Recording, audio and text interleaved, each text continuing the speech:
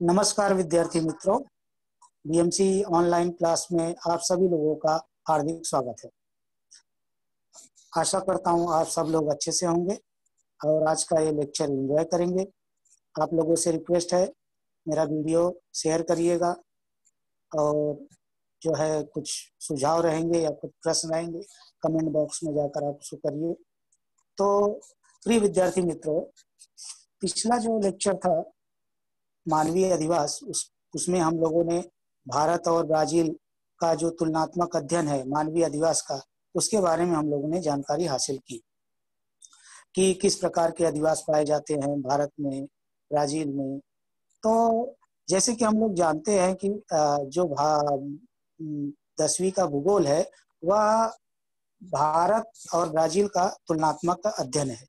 तो उस कड़ी में आज हम लोग जो है आगे बढ़ते हैं। जो पाठ क्रमांक 8 है, अर्थव्यवस्था एवं व्यवसाय, उसके बारे में हम लोग आज जानकारी हासिल करेंगे। तो मैं आप लोगों के सामने स्क्रीन शेयर करता हूं।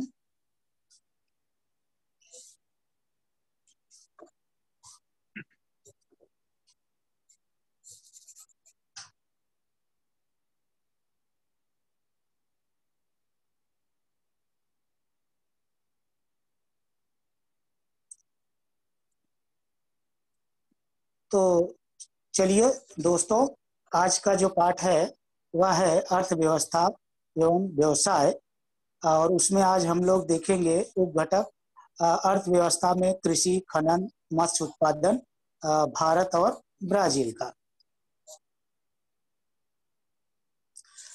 तो देखिए, अभी जो ये आपको नीचे दिया गया आलेख है उसको हम लोग उसका वाचन करेंगे और कुछ प्रश्न है उसको हम लोग जो है उसके बारे में जानेंगे कि प्रश्न क्या पूछा गया है और एक ग्राफ में किस तरह से हम उन प्रश्नों का उत्तर देना है। हालांकि जो ये पार्ट है ये डिडक्टिव पोर्शन में है, लेकिन अगला जो आपको बताने वाले हैं, हम जानकारी देने वाले, उससे रिलेटेड है, इसलिए इसको दिखाना जरूरी था। इसलिए मैं आप लोग के सामने इसको दिखा रहा हूँ कि आप किस तरह के जो है ग्राफ और उसमें प्रश्न पूछे जाते हैं और क्या क्या जानकारियां उसमें से ली जाती हैं। तो जैसे अभी है कि सकल राष्ट्रीय उत्पाद जीएनपी, ग्रॉस नेशनल जो प्रोडक्ट है, वह वर्ष 1960 से लेकर 2016 तक, और ये जो है 10 लाख यूएस डॉलर में, यानी अमेरिका का जो मुद्रा है यूएस डॉलर उसमें है। तो अब इसको हम लोग देखेंगे कि वर्ष 2016 में किस देश का राष्ट्रीय उत्पादन सर्वाधिक थी और कितनी थी। अभी इसको जानने के पहले आप ये देख लो कि आपके ग्राफ में जो है, जो यहाँ पर दिया गया है वो 10 लाख यूएस डॉलर में, यानी उसकी जीएनपी यानी सकल राष्ट्रीय उत्पाद, और ये जो है वर्ष है। तो यहाँ पर हम लोग देखेंगे कि 1960 है, 80 है, और ऐसे आपको जो है ये 16 तक है दिया गया है। तो यहाँ पर जो कलर है, 3 कलर है, देखिए देख लीजिए। जो बड़ा वाला जो है आपको ऊंची लाइन दिखा रही है, ये जो कलर है ये किसका है? संयुक्त राज्य अमेरिका का। और ये जो है जो रेडिश कलर में है उसको हम लोग भारत का, और उसके बगल में जो है वो कलर है ब्राजील का। तो ये आपको ध्यान में रखना है। तो ये जब आप ध्यान में रखेंगे तो आपको जो प्रश्न है उसको जानने में और समझने में आसानी होगी। तो वर्ष 2016 में किस देश का राष्ट्रीय उत्पादन सर्वाधिक थी और कितनी थी? तो जो है अगर इसको हम लोग देखेंगे 2016 में जाएंगे तो हमको ये दिखाई पड़ रहा है कि भाई यहाँ पर जो अमेरिका है, देखिए 2016 में अमेरिका, ये जो है अब आपको ऊपर दिखाई पड़ रहा है, बराबर है, ये सबसे ज्यादा, और फिर है भारत, और फिर जो है ब्राजील। तो देश का राष्ट्रीय उत्पादन कितनी थी? तो बच्चों यहाँ समझने की बात यह है कि राष्ट्रीय उत्पादन मतलब जो नेशनल इनकम है वह किस देश का राष्ट्रीय उत्पादन सबसे ज्यादा था, यानी तीनों देशों में किसका सबसे ज्यादा था। तो आपको यहाँ पर दिखाई पड़ रहा है कि वो अमेरिका था, तो उसका उत्तर होगा संयुक्त राज्य अमेरिका। आप देखेंगे ये लगभग 1800 से 1900 के बीच में जो है आपको दिखाई पड़ रहा है। बराबर है। यहाँ पर आप देखेंगे। अभी हम लोग आगे बढ़ते हैं। तो अगला प्रश्न है कि यदि ब्राजील और भारत की तुलना की जाए तो वर्ष, यहाँ पर देखिए क्लियर नहीं है, तो हाँ, यहाँ पर जो है 1980 में किस देश का राष्ट्रीय उत्पादन अधिक था? यदि ब्राजील और भारत की तुलना की जाए तो वर्ष 1980 में किस देश का राष्ट्रीय उत्पादन अधिक था? 1980 में। तो यहाँ पर आपको जो है देखने को मिल रहा है कि देखिए राष्ट्रीय उत्पादन, ये देखिए कल, और ये भारत का है। अब इन दोनों का कंपैरिजन करना है। तो यहाँ पर आप देख रहे हैं ब्राजील का जो राष्ट्रीय उत्पादन है वह अधिक 1980 में। अब अगला प्रश्न है, यदि ब्राजील और भारत की तुलना की जाए तो वर्ष 2016 में किस देश का राष्ट्रीय उत्पादन अधिक था?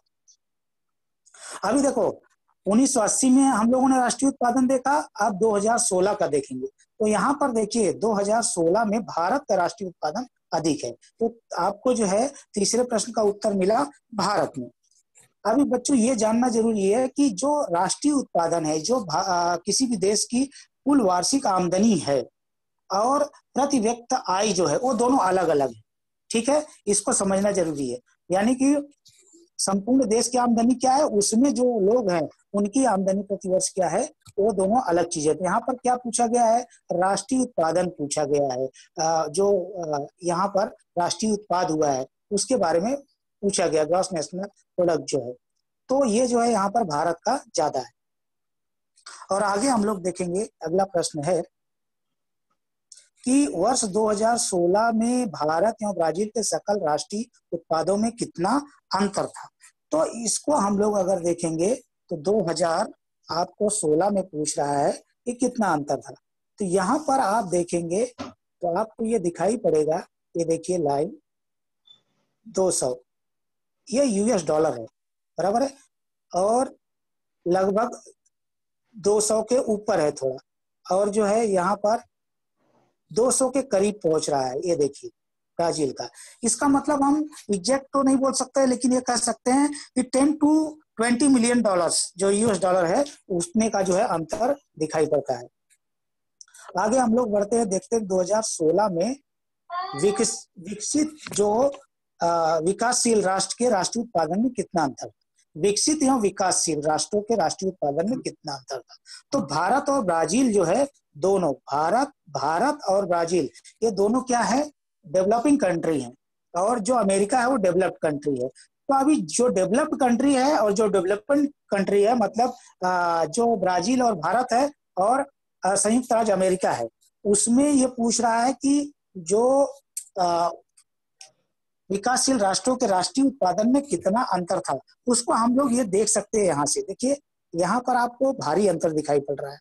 अब ये देखिए, ये लगभग 1900 और 1800 के बीच में, ऐसा हम लोग कह सकते हैं कि जाके 1900 के लगभग जा रहा है। तो हम लोग ऐसा कह सकते हैं कि 1850 से 1880 तक, और जो है यहाँ पर इनका जो है दिखाई पड़ रहा है लगभग 200 के थोड़ा से ऊपर, और ये 200 के करीब जा रहा है। तो इतना हम कह सकते हैं कि 1600 नियर अबाउट 1680 वगैरह का अंतर दिखाई पड़ रहा है, जो डेवलपिंग कंट्री है और जो डेवलप कंट्री है। अभी हम लोग आगे बढ़ते हैं। अभी थोड़ा सा यहाँ पर बच्चों हम लोग ना भारत, ब्राजील, संयुक्त राज्य अमेरिका का तुलनात्मक अध्ययन कर लेते हैं। तुलनात्मक अध्ययन किस चीज का करेंगे? अर्थव्यवस्था का स्वरूप, सकल राष्ट्रीय आय, प्रति व्यक्ति आय, जनसंख्या, साक्षरता, सकल राष्ट्रीय आय तथा प्रति व्यक्ति आय कम अधिक होने के कारण। तो अभी देखिए, एक भारत है, ब्राजील, संयुक्त राज्य अमेरिका। तो अभी ये देखते हैं कि अर्थव्यवस्था का स्वरूप कैसा है। मिश्र अर्थव्यवस्था है, और जो है ये विकासशील देश है। और ब्राजील भी कैसी है? मिश्र अर्थव्यवस्था है और विकासशील देश है। लेकिन संयुक्त राज्य अमेरिका जो है वो पूंजी प्रधान अर्थव्यवस्था है और विकसित राष्ट्र है। अभी जो इनकी सकल जो राष्ट्रीय आय है, यानी जो ग्रॉस नेशनल जो इनकम है इनकी, वह कैसी है? तो भारत जो है ब्राजील की तुलना में अधिक तथा संयुक्त राज्य अमेरिका की तुलना में कम है। यानी जो इनकम है संपूर्ण भारत देश की एक वर्ष की, वह संयुक्त राज्य अमेरिका की तुलना में क्या है, कम है, लेकिन ब्राजील की तुलना में अधिक है। अभी ब्राजील का क्या है, भारत और संयुक्त राज्य अमेरिका की तुलना में दोनों की अपेक्षा कम है उसकी जो सकल राष्ट्रीय आय है, और दूसरी तरफ भारत और ब्राजील की तुलना में बहुत अधिक, किसका, संयुक्त राज्य अमेरिका। तो संयुक्त राज्य अमेरिका की जो सकल राष्ट्रीय आय है वो भारत और ब्राजील की तुलना में बहुत अधिक है। पिछले इसमें हमने देखा। अभी प्रति व्यक्ति आय ब्राजील की तुलना में कम तथा संयुक्त राज्य अमेरिका की तुलना में बहुत कम। ब्राजील की भारत की तुलना में अधिक तथा संयुक्त राज्य अमेरिका की तुलना में बहुत कम। तो प्रति व्यक्ति आय जो है भारत की तुलना में अधिक है ब्राजील की, लेकिन संयुक्त राज्य अमेरिका की तुलना में बहुत कम है। तो यहाँ पर जो है भारत की प्रति व्यक्ति की जो आय है वह ब्राजील की तुलना में कम है और संयुक्त राज्य अमेरिका की तुलना में तो बहुत कम है। अभी संयुक्त राज्य अमेरिका भारत तथा ब्राजील की तुलना में बहुत अधिक, यानी इन दोनों देशों की तुलना में प्रति व्यक्ति जो आय है संयुक्त राज्य अमेरिका के वो बहुत अधिक है। जनसंख्या एक बहुत बड़ा प्रभाव है बच्चों, देखना है। ब्राजील तथा संयुक्त राज्य अमेरिका की तुलना में बहुत अधिक। अभी हम जो है इनकम तो कम कम देख रहे हैं, ठीक है, लेकिन यहाँ पर जनसंख्या के मामले में भारत बहुत अधिक है, ये ध्यान देना है। अभी जो है ब्राजील भारत तथा संयुक्त राज्य अमेरिका की तुलना में कम, ये जो है भारत और संयुक्त राज्य अमेरिका दोनों की तुलना में ब्राजील की जनसंख्या कम है। भारत की तुलना में कम तथा ब्राजील की तुलना में अधिक। अब जो संयुक्त राज्य अमेरिका की जो आबादी है वो भारत और भारत की तुलना में तो जो है यहाँ पर देखेंगे भारत की तुलना में कम तथा ब्राजील की तुलना में अधिक। अभी साक्षरता ब्राजील तथा संयुक्त राज्य अमेरिका की तुलना में कम। ब्राजील और संयुक्त राज्य अमेरिका की अपेक्षा यहाँ पर साक्षरता दर कम है और ब्राजील भारत की तुलना में अधिक है, यानी साक्षरता ज्यादा है। संयुक्त राज्य अमेरिका की तुलना में कम, भारत से तो ज्यादा है लेकिन संयुक्त राज्य अमेरिका से कम है साक्षरता दर। अभी अमेरिका भारत तथा ब्राजील की तुलना में अधिक है। अभी सकल राष्ट्रीय आय तथा प्रति व्यक्ति आय के अधिक होने का कारण क्या है। ब्राजील की तुलना में सकल राष्ट्रीय आय अधिक होने पर भी जनसंख्या अधिक होने के कारण भारत में प्रति व्यक्ति आय अपेक्षाकृत कम है। बच्चों जैसे अभी किसी भी मान लीजिए किसी जो है परिवार में अगर 10 सदस्य हैं और किसी परिवार में अगर 5 सदस्य हैं, तो जो उनकी इनकम है, तो जो उनका रहन सहन है, जिसके परिवार में 5 सदस्य हैं वो ज्यादा अच्छे तरीके से रहेंगे, चाहे उनका खान पीन हो, पहनना ओढ़ना हो, घर द्वार हो, शिक्षा की सुविधा हो, मेडिकल हो, ज्यादा अच्छी तरीके से रह सकते हैं। लेकिन अभी प्रॉब्लम क्या है कि भारत में आबादी ज्यादा है। हाँ, अभी जो हमारी इनकम है वो ब्राजील से भले है लेकिन जनसंख्या ज्यादा होने के कारण बढ़ जाती है, जिससे क्या हो रहा है कि जो प्रति व्यक्ति आय है वो कम हो जा रही है। अभी ब्राजील क्या है, भारत की तुलना में सकल राष्ट्रीय आय कम होने पर भी जनसंख्या कम होने के कारण ब्राजील में प्रति व्यक्ति आय अपेक्षाकृत कम है, लेकिन फिर भी क्या हो रहा है, होने के कारण उसका फायदा मिल रहा है। अभी संयुक्त राज्य अमेरिका में अनेक स्वामित्व अधिकार, पेटेंट्स, आधुनिक प्रौद्योगिकी का उपयोग, यांत्रिक शक्ति का अधिक उपयोग आदि कारणों से सकल राष्ट्रीय आय और राष्ट्रीय प्रति व्यक्ति आय के विषय में भारत तथा ब्राजील की तुलना में अधिक है। ठीक है, तो यहाँ पर पेटेंट्स कई जो आविष्कार जो किए हुए हैं तो उसका पेटेंट होता है, तो अगर उसके ऊपर कोई काम होता है तो उसमें उनका शेयर जाता है, उसको हम लोग पेटेंट बोलते हैं। तो कई जो है आविष्कार वगैरह जो है उधर हुए हैं, जिसके कारण क्या है कि वो देश विकसित हुआ है और वहां पर इनकम भी बढ़ी है, चाहे वो देश की हो चाहे प्रति व्यक्ति आय की हो। अभी आगे बढ़ते हैं, भौगोलिक स्पष्टीकरण। अर्थव्यवस्था के 3 प्रकारों के साथ ही हमने आर्थिक क्रियाओं का वर्गीकरण भी पढ़ा है। अभी देखा हम लोगों ने, किसी देश की अर्थव्यवस्था उस देश में होने वाले व्यवसाय, उनके प्रकार, उनके विकास पर निर्भर होते हैं। ये जान लीजिए, कोई भी देश हो, उस देश में जो अर्थव्यवस्था है उसमें कौन से व्यवसाय होते हैं, कौन से प्रकार के होते हैं, उस पर ही उनका डेवलपमेंट यानी विकास निर्भर है। अभी हम लोग जरा ये देखते हैं कि भारत और ब्राजील की जो आर्थिक क्रियाएं हैं, अभी इसमें कुछ प्रश्न पूछे गए हैं। प्राथमिक व्यवसायों में कार्यरत जनसंख्या का प्रतिशत किस देश में अधिक है। तब ये ब्राजील का है देखिए, और ये भारत का है। तो प्राथमिक व्यवसाय में तो आप यहाँ पर कलर देख रहे हैं, प्राथमिक व्यवसाय, ये जो कलर आपको दिखाई रहा है प्राथमिक व्यवसाय का है, द्वितीयक व्यवसाय का कलर है, ठीक है, और तृतीयक व्यवसाय का कलर है, ठीक है। तो यहाँ पर आपको क्या दिखाई पड़ रहा है कि जो लोग हैं वो कितने प्रतिशत, मतलब प्राथमिक व्यवसाय में कार्यरत जनसंख्या का प्रतिशत किस देश में ज्यादा है। तो अभी जो भारत है उसमें जो प्राथमिक व्यवसाय में लोग हैं, ठीक है, वो यहाँ पर देखेंगे, ये जो कलर दिखाई पड़ रहा है आपको यहाँ पर भी दिखाई पड़ रहा है, ठीक है, यहाँ पर ये जो कलर है इसको आप देखेंगे तो यहाँ पर ब्राजील की तुलना में भारत में है, तो आप इसको भारत लिखेंगे। आप इसको लिख सकते हैं, सकल घरेलू उत्पादन में किस देश में तृतीय व्यवसाय का योगदान अधिक है। तो आप देखेंगे सकल घरेलू उत्पाद, देखिए यहाँ पर देखिए तृतीय व्यवसाय, तो तृतीय व्यवसाय के लिए आप देखेंगे तो ये देखिए 67 है तो यहाँ 57 है, इसका उत्तर होगा क्या, ब्राजील, बराबर है। सकल घरेलू उत्पाद में द्वितीय व्यवसायों का हिस्सा किस देश में अधिक है। अभी द्वितीय व्यवसाय का जो है कलर आप देख रहे हैं, ठीक है, सकल घरेलू उत्पाद जो है उसमें द्वितीय व्यवसाय क्या है, तो जो ऑरेंज कलर है उसमें आप देखेंगे कि जो द्वितीय व्यवसाय है वो 27 है, यहाँ पर 0.5, तो यहाँ पर 26 है, इसका मतलब ये भी ब्राजील, इसका उत्तर भी ब्राजील है। क्या हम कह सकते हैं कि भारत की तरह ब्राजील की अर्थव्यवस्था भी कृषि पर निर्भर है, इसका कारण बताइए।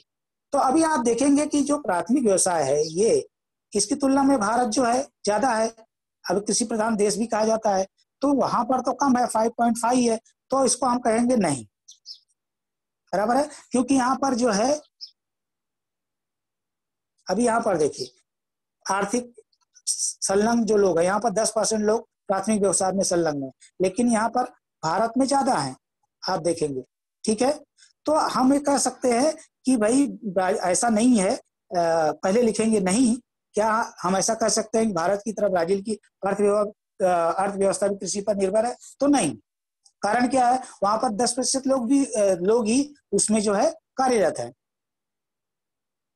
आगे बढ़ते हैं, अभी भौगोलिक स्पष्टीकरण, ब्राजील कृषि, तो कृषि जो है क्षेत्र क्या है, ब्राजील की उच्च भूमि तथा तटीय प्रदेशों में उत्पादनों की विविधता, अनुकूल जलवायु तथा भू आकृति के कारण विभिन्न प्रकार की फसलों का उत्पादन।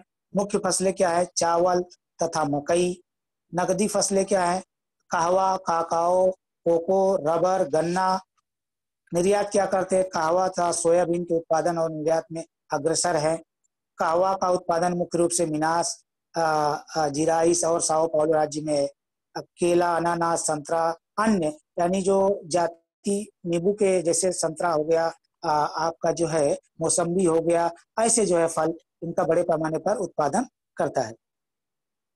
अभी आप यहाँ पर देख लीजिए, अभी यहाँ पर देखिए विभिन्न जो है चिन्ह दिए गए हैं, कहवा के लिए, मकई के लिए, चावल के लिए, जो है काकाओ के लिए, और संतरा, सोयाबीन, ये देखिए आपको इसमें दिखाई पड़ रहा है, ये जो मुख्य प्राथमिक जो व्यवसाय है। तो इसको हम लोग इस तरह से देख सकते हैं कि जो अभी आपको मैंने बताया कि कौन कौन सी जो है वहां पर मुख्य रूप से, जैसे मकई है, कहवा है, ठीक है, सोयाबीन है, रबर है, इन सारी चीजों को हम लोगों ने देखा। अभी हम लोग आगे बढ़ते हैं कि जो है यहाँ पर पशुपालन तथा पशुपालन व्यवसाय पर आधारित व्यवसाय। घास के प्रदेशों में गाय तथा भेड़ बकरियों का पालन पशुपालन व्यवसाय के विकास के कारण पशुपालन व्यवसाय पर आधारित मांस उत्पादन, दुग्धोत्पादन व्यवसाय का विकास यहाँ पर हुआ है। अभी आप देख लीजिए, भेड़ बकरी है, कुक्कुट पालन है, यहाँ पर गाय है। अभी हम लोग आगे बढ़ते हैं, देखते हैं कि जो आकृति 8.3 के आधार पर आप देखें, ब्राजील में खनन के अंतर्गत होने वाले उत्पादन व उत्पादन क्षेत्र की तालिका बनाइए। ब्राजील में किस भाग में खनन का विकास नहीं हुआ है, उसके क्या कारण होंगे।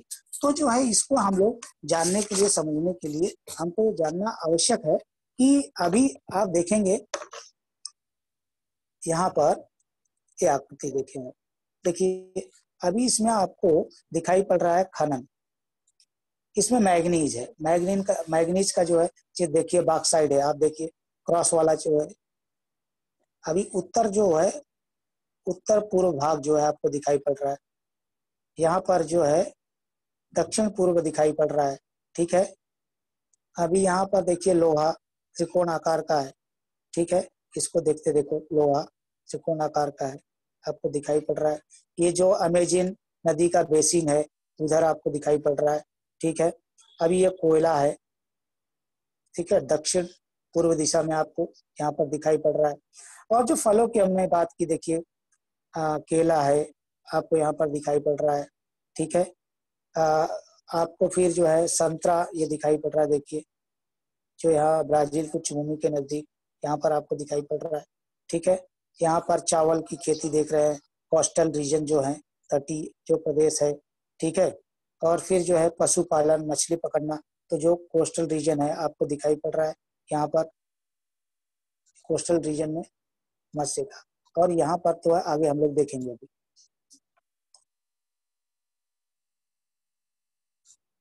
आगे बढ़ते हैं। तो ब्राजील में खनन के अंतर्गत होने वाले उत्पादन व उत्पादन क्षेत्र की तालिका बनाइए। तो तालिका बनाएंगे तो क्या लिखेंगे बच्चों, इसमें हम लोग लिखेंगे मैग्नीज है, बॉक्साइड है, लोहा है, कोयला है, ठीक है। अभी मैंने आपको बताया अमेजन जो रिवर बेसिन है वहां पर मैग्नीज, नॉर्थ ईस्टर्न पार्ट में कोस्टल जो रीजन है और साउथ ईस्टर्न पार्ट में वहां पर बॉक्साइड, और जो मध्य भाग है ब्राजील का वहां पर जो है लोहा। ये जो है हम लोग इस तरह से एक चार्ट बनाएंगे। ब्राजील के किस भाग में खनन का विकास नहीं हुआ है, उसके क्या कारण होंगे। तो जो अभी हम लोग देखेंगे, जो आपका मध्य भाग है जो ब्राजील का, जो सेंट्रल ब्राजील है और साउथर्न ईस्ट जो है जो पार्ट है, तो वहां पर क्या हुआ है कि जो खनिज है कुआं का काम, वो जो है उसका विकास नहीं हो पाया है।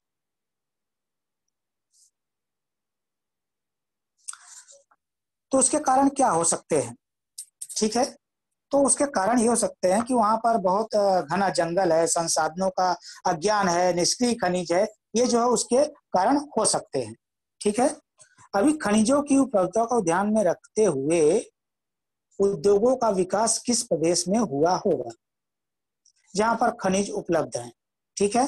तो वहां पर कहां पर हुआ होगा, किसको जानना है। अभी जैसे खनिज आप देख लीजिए, इसमें क्या है, कोयला, लोहा, मैग्नीज है, ठीक है, बॉक्साइड है, कोयला है, यहाँ पे देखिए। तो जो है खनिज,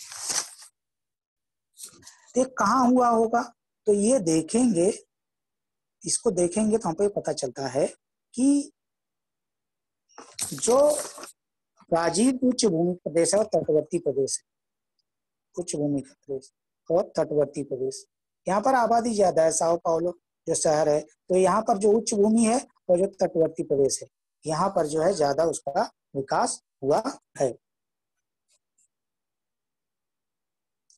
अभी हम लोग आगे बढ़ते हैं। अभी कहाँ पर हुआ है, पूर्वी भाग में लौह, अयस्क, मैग्नीज, निकल, तांबा, बॉक्साइड आदि खनिजों के बड़े पैमाने पर भंडार पाए जाते हैं। ये ब्राजील की बात है। अमेजन नदी की घाटी का जो प्रदेश है, प्रदेश की दुर्गमता, घने वन, निष्क्रिय खनिज भंडारों की जानकारी न होना, प्रतिकूल कारणों के कारण अमेजन नदी घाटी के प्रदेश में खनन व्यवसाय सीमित, जैसा भी मैंने आपको बताया। ब्राजील की उच्च भूमि, अभी आपको खनिजों की उपलब्धता, देश के खनिजों की बढ़ती मांग, परिवहन सुविधाओं की उपलब्धता आदि अनुकूल घटकों के कारण ब्राजील उच्च भूमि के प्रदेश में खनन व्यवसाय का विकास हुआ है। अब हम लोग आगे बढ़ते हैं, देखते हैं कि जो मत्स्य उत्पादन है, ठीक है। तो मत्स्य उत्पादन पे भौगोलिक स्पष्टीकरण करने के पहले जो है कुछ प्रश्न है जिनको हम लोग देख लेते हैं। दक्षिण के ब्राजील के दक्षिण पूर्वी तट के निकट मत्स्योत्पादन का केंद्रीकरण हो गया है, इसके दो कारण लिखिए। अभी बच्चों ये जो है ना, आपको इसको समझने के लिए एक बार फिर से जो है इसको हमको मैप को देखना पड़ेगा। यहाँ पर आपको दिखाई पड़ रहा है, देखो दो जो है, देखो तीर का निशान, ठीक है, ये और ये। तो इसको हम लोग क्या कहेंगे, ये उष्ण प्रवाह है, इसको गर्म प्रवाह कहेंगे, और इसको जो है हम लोग शीत प्रवाह कहेंगे, ठीक है।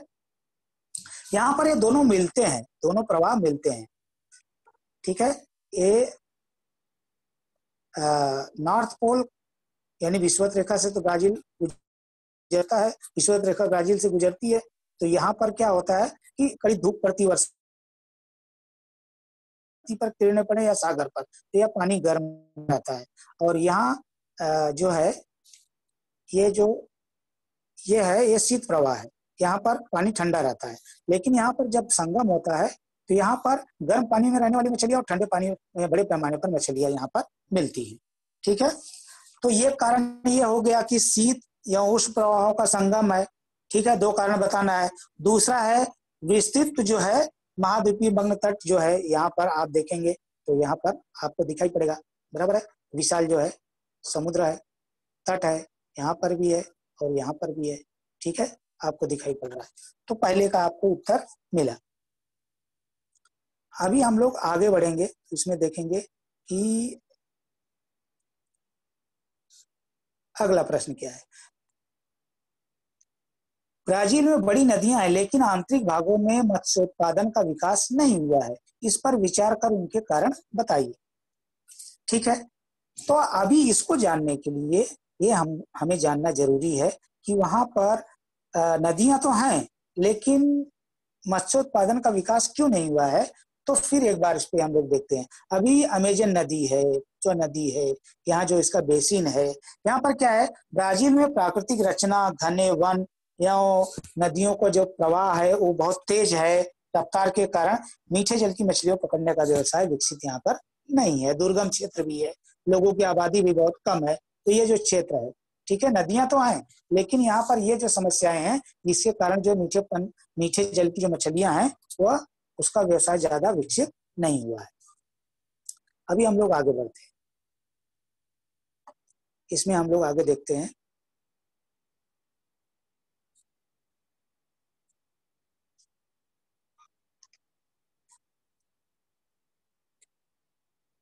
हाँ देखिए,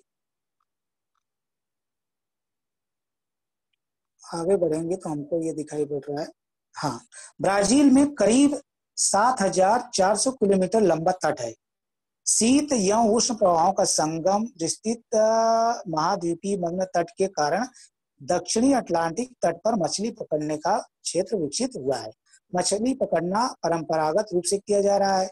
व्यक्ति को सामूहिक रूप से पारंपरिक तंत्र या उपकरणों का यहाँ पर प्रयोग कर यह व्यवसाय किया जाता है। स्वार्ड फिश है, झींगा है, केकड़ा है, सार्डिन इत्यादि जलचरों को पकड़ा जाता है।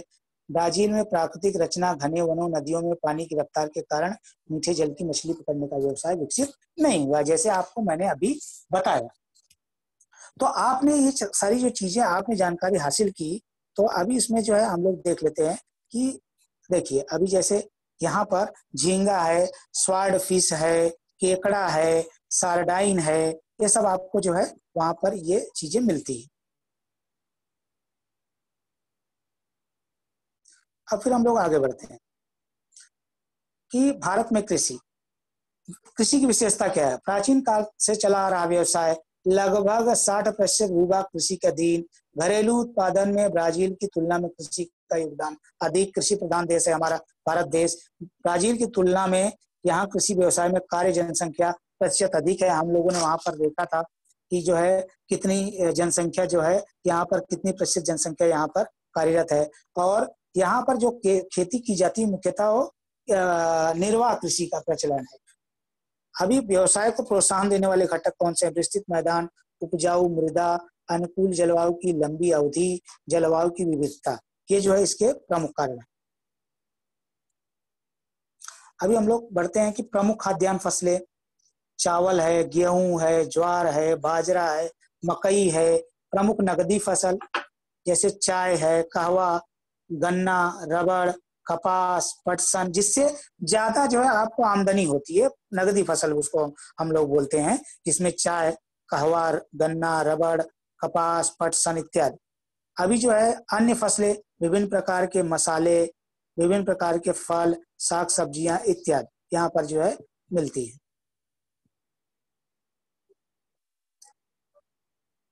अब हम लोग आगे बढ़ते हैं, देखते हैं मत्स्य उत्पादन।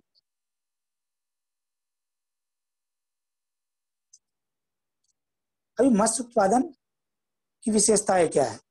खारे पानी और मीठे पानी की मछलियां पकड़ने में भारत आगे अग्रसर है।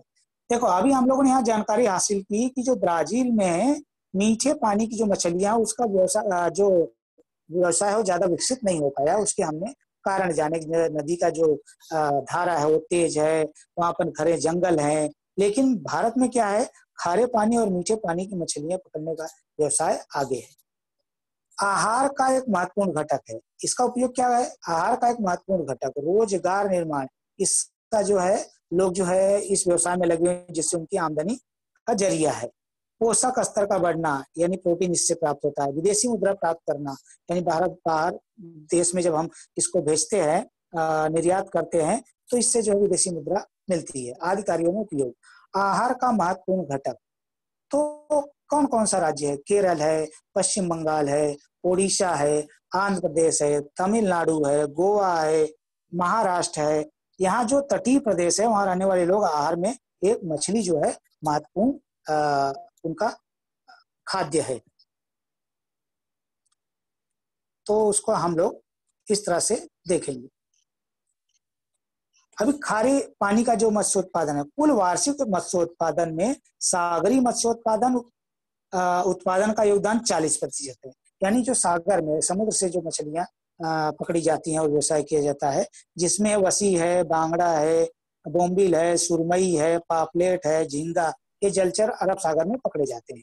केकड़ा, हिल्सा, रावस आदि जलचर बंगाल की खाड़ी में पकड़े जाते हैं। अब मीठे पानी का जो मत्स्योत्पादन है, नदी, नहर, जलाशय आदि के मीठे जल से मत्स्योत्पादन होता है।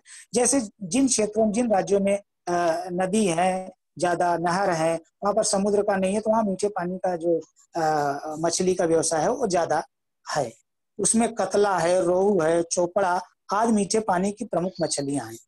देश के कुल वार्षिक मत्स्य उत्पादन में 60% योगदान मीठे पानी के मत्स्य उत्पादन का है।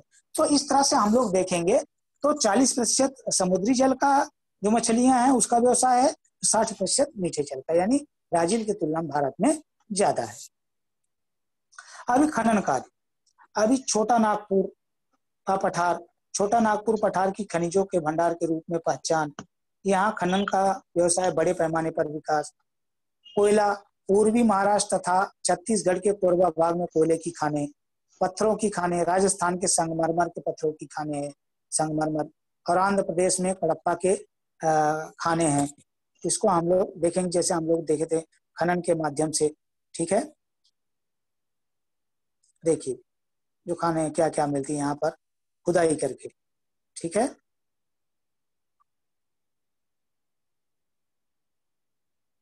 खनन कार्य में हम लोग आगे बढ़ते हैं। देखिए अभी हम लोग खनिज तेल के कुएं, भंडार, असम के डिगबोई, महाराष्ट्र के समीप अरब सागर के मुंबई हाई और गुजरात के कलोल तथा कोयली में खनिज तेल के कुएं। देखिए यहाँ पर बॉम्बे है और गुजरात में कलोल।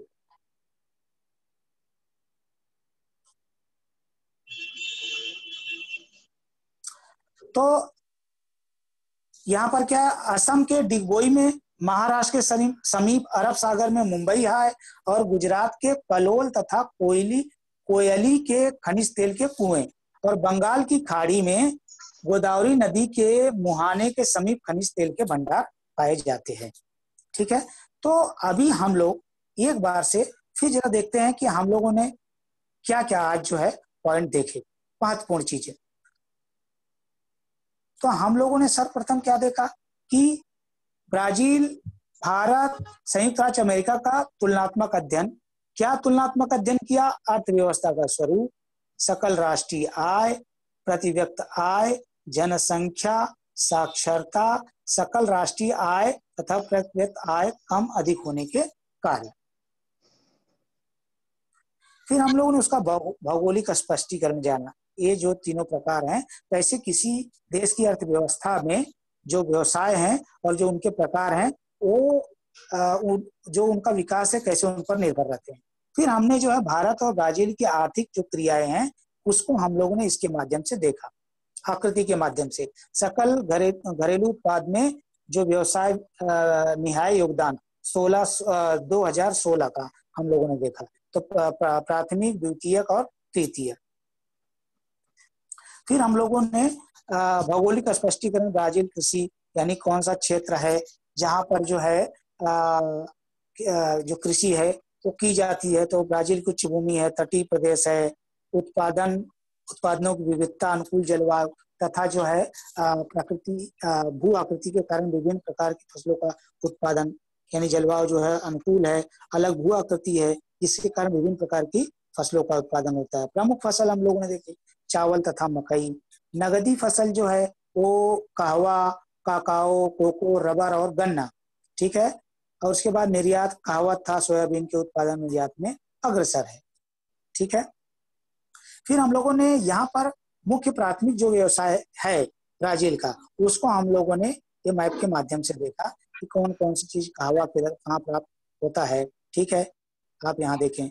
फिर जो है चावल यहाँ पर, फिर जो है मकई आप यहाँ देख रहे हैं, ठीक है। केला है, रबर, और जो है जो ट्रायंगल का जो शेप है लौ है, और ये जो है कोयला है। इस तरह से हम लोगों ने इसकी जानकारी प्राथमिक व्यवसाय के बारे में, काकाओ, मकई है, कहवा है, रबर, सोयाबीन।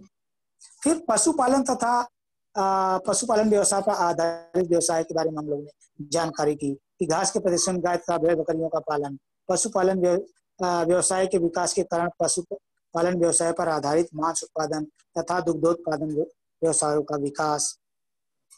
इसको हम लोगों ने इसके माध्यम, चित्र के माध्यम से जाना।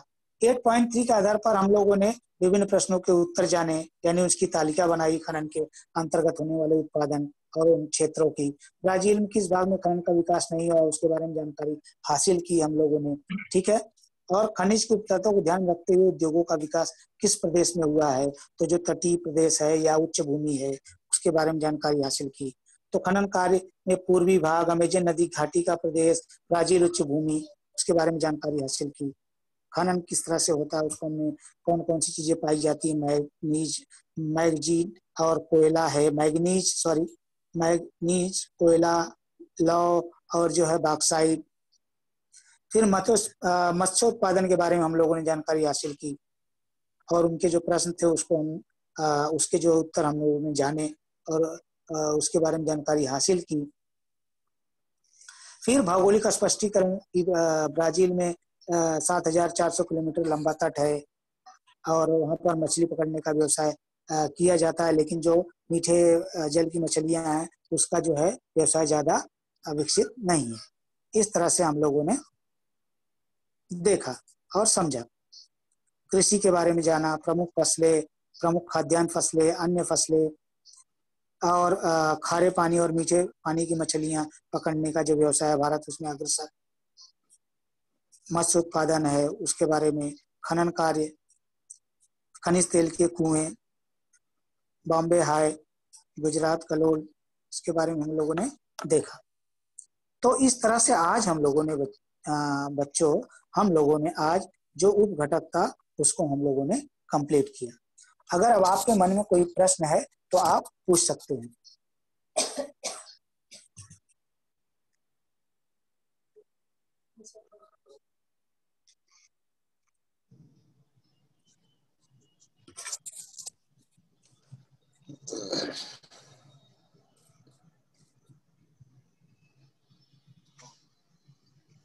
नीलम एंड नीलू यादव, माइक चालू करो। Hello sir. जी सर, यस। साक्षरता का मीनिंग नहीं समझ में आया, और उसका जो आगे का टॉपिक था ना वो भी नहीं। पढ़ने लिखने वाली जो जनसंख्या है, आप लोग स्कूल जाते हो पढ़ने के लिए ना? हाँ। हाँ, शिक्षित जानते हो ना, शिक्षित, आप शिक्षित हो रहे हो ना स्कूल में? हाँ, तो पढ़े लिखे जो लोग हैं उनकी संख्या ज्यादा है ब्राजील में, नियर अबाउट 95 के ऊपर है।